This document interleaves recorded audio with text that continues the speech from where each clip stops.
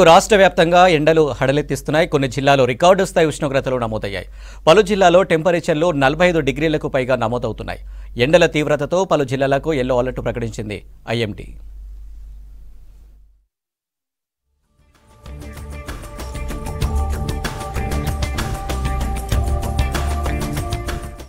రాష్ట్రంలో ఉష్ణోగ్రతలు రోజురోజుకు పెరిగిపోతున్నాయి. రానున్న 2 రోజులు ఉష్ణోగ్రతలు మరింత పెరిగే ఛాన్స్ ఉందన్నారు వాతావరణ శాఖ అధికారులు. సాధారణం కంటే 2 నుంచి 4 డిగ్రీల వరకు టెంపరేచర్లు పెరిగే ఛాన్స్ ఉందన్నారు. ఇవాళ కొన్ని ప్రాంతాల్లో 43 డిగ్రీలకు పైగా ఉష్ణోగ్రతలు నమోదయ్యాయి. మంచిర్యాల, పెద్దపల్లి, ములుగు, భద్రాద్రి, భూపాలపల్లితో పాటు పలు జిల్లాల్లో వడగాలులు వీచాయి. పెరిగిన ఎండలు, వడగాల్పులతో తీవ్ర ఇబ్బంది పడుతున్నారు జనం.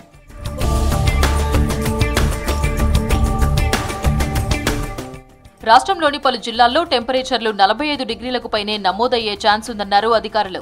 భూపాలపల్లి, ములుగు, పెద్దపల్లి, భద్రాద్రి కొత్తగూడెం, ఖమ్మం, నల్గొండ, సూర్యాపేట, మహబూబాబాద్, కరీంనగర్ జిల్లాలకు హెచ్చరికలు జారీ చేశారు వాతావరణ శాఖ అధికారులు. అటు హైదరాబాద్లోనూ 40 డిగ్రీలపైనే ఉష్ణోగ్రతలు నమోదవుతున్నాయి. వడగాల్పులు ఎక్కువగా వీస్తున్నాయి. వడగాల్పులతో జాగ్రత్తగా ఉండాలని సూచిస్తున్నారు డాక్టర్లు.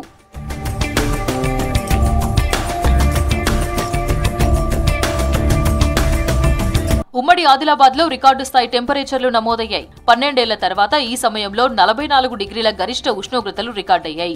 4 రోజులుగా జిల్లాలో ఎండలు దంచికొడుతున్నాయి. ఉత్తరాది నుంచి గంటకు 5 కిలోమీటర్ల వేగంతో వడగాల్పులు వీస్తున్నాయి.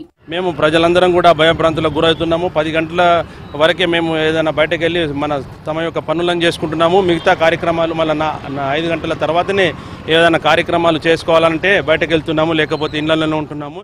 ఉమ్మడి వరంగల్, నిజామాబాద్, ఖమ్మం, నల్గొండ జిల్లాల్లో ఎండల తీవ్రత భారీగా పెరిగింది. ఎండలతో పాటు వడగాల్పులు కూడా వీస్తుండటంతో ప్రజలు బయటకు రావాలంటేనే జంకుతున్నారు. మధ్యాహ్న సమయంలో ప్రధాన రహదారులపై రద్దీ తగ్గింది. అత్యవసర పనులు ఉంటేనే జనం బయటకు వస్తున్నారు. హీట్ అనేటువంటిది తగ్గడం లేదు. నిజంగా కూడా అసలు రాబోయే కాలంలో ఏ రకంగా ఉంటుంది అనేటువంటిది మనం ఏ రకంగా ఊహించలేకుండా ఉన్నాం. 4-5 రోజుల క్రితం కంటే ఈ 2-3 రోజుల నుంచే బాగా పెరిగింది ఎండ.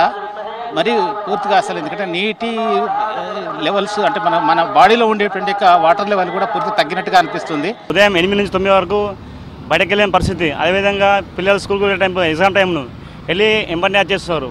మిగతా మేము ఎంప్లాయీస్ మేము మెడికల్ ఫీల్డ్ వర్క్ చేస్తాం. అది బయటకు తిరగలేకపోతున్నాం. ఉదయం 8 నుంచి 9 వరకు మేము కంప్లీట్ చేస్తాం. ఆ తర్వాత రెస్ట్ చేసుకొని సాయంత్రం 6 తర్వాత మేము బయటకు వెళ్తున్నాం.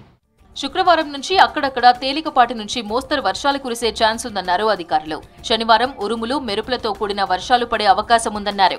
గంటకు 30 నుంచి 40 కిలోమీటర్ల వేగంతో ఈదురు గాలులు వీచే అవకాశం ఉందన్నారు.